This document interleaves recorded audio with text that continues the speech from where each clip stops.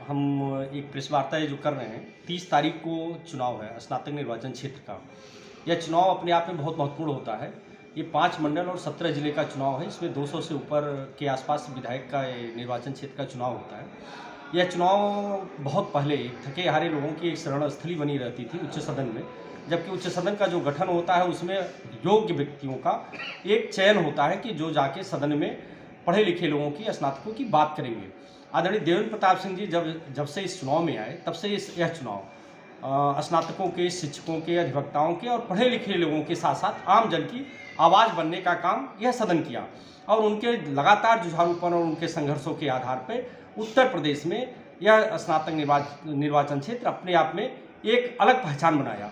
इसमें इनके संघर्षों के आधार पर इनका जीत जहां सुनिश्चित ही था, उसी क्रम में पूरे सभी शैक्षिक संगठनों ने और पूर्व प्रत्याशी श्री संजय त्रिपाठी जी और पूर्व प्रधानाचार्य श्री राम कुमार सिंह जी के समर्थन ने इस चुनाव को एक तरफा करके एक ऐतिहासिक विजय की तरफ ले जाने का कार्य कर रही है। हम सभी मतदाताओं से अपील करते हैं कि नौजवानों की आवाज़ सदन में उठाने के लिए आदरणीय देवेंद्र प्रताप सिंह जी के नाम के आगे प्रथम वरीयता का 30 तारीख को दिन सोमवार को अपने अपने विकास खंडों में जाके अपना मत देने का कृपा करें। बहुत बहुत धन्यवाद। क्या भाजपा को समर्थन दे रहे हैं क्या? देखिए, भारतीय जनता पार्टी कौन, मैं समर्थन दे रहा हूँ जी।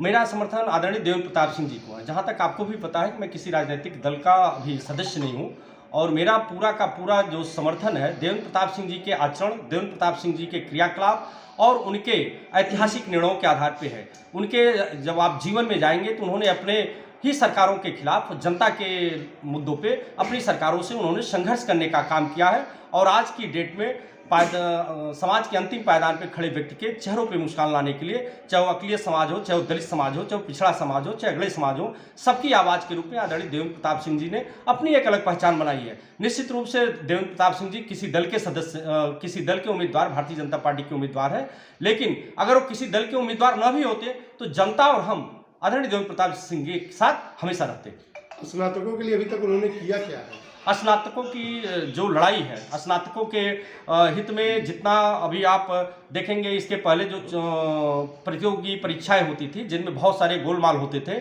और इनके स्नातकों के हित के लिए, चाहे वो शिक्षा मित्रों के नियंत्रीकरण की बात हो, चाहे वो शिक्षकों के पेंशन की बहाली की मांग हो, पुरानी पेंशन की बहाली की मांग हो, ऐसे दर्जनों ऐसे मुद्दे हैं, उनको लेके उन्होंने अपने तत्कालीन मुख्यमंत्रियों से और भ्रष्ट नौकर साहब से लड़ाई लड़के उन्होंने सबको न्याय दिलाने का काम किया है। लेकिन अभी तक तो पेंशन नीति पास नहीं हुई। देखिए, आवाज उठाना और निर्णय आ जाना दोनों में समय लगता है। देवेंद्र प्रताप सिंह जी से उम्मीद है सदन में जाएंगे, उसको भी वो बहाल कराएंगे। लेकिन इन्हीं के सरकार में इतने सारे पर्चे लीक हुए हैं, उस पर क्या कहना चाहेंगे? देखिए, जो पर्चे लीक हुए उनके खिलाफ कार्रवाई सरकार कर रही है। मैं भारतीय जनता पार्टी के प्रवक्ता के रूप में नहीं बैठा हूं। मैं निश्चित रूप से जानता हूं देवेंद्र प्रताप सिंह एक ऐसे तेवर के धनी है कि वो अपनी सरकारों के भी खिलाफ जनहित के लिए और संघर्षों के लिए आवाज उठाते हैं और उठाते रहेंगे। एक सवाल और है, क्या सपा से पूरा मुंह भंग हो गया क्या आपका?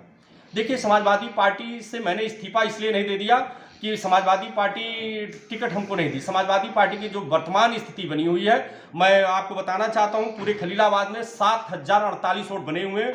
मेहदावल विधानसभा में लगभग 1800 और खलीलाबाद विधानसभा में लगभग 2500 और धनगढ़ा विधानसभा में 2700 मतदाता बने हैं।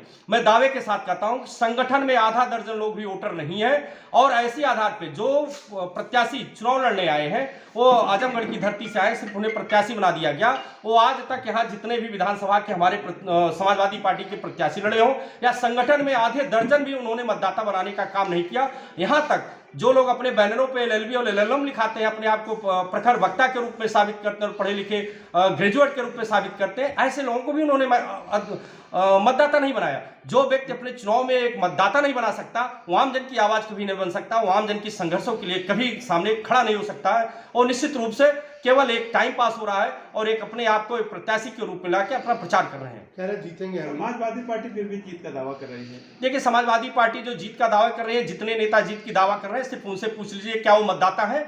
इनका प्रभारी मतदाता नहीं, इनके लोकसभा के उम्मीदवार मतदाता नहीं, इनके विधानसभाओं के उम्मीदवार मतदाता नहीं, इनके संगठन में आधा दर्जन लोग मतदाता नहीं, तो ऐसे आधार पे हम कैसे इस बात को हम कह सकते हैं कि समाजवादी पार्टी जीत का दावा करेगी? उनके जीत की दावा कितनी दमदार होगी, आने वाले 2 तारीख को 2 फरवरी को आपके सामने दूध का दूध और पानी का पानी हो जाएगा।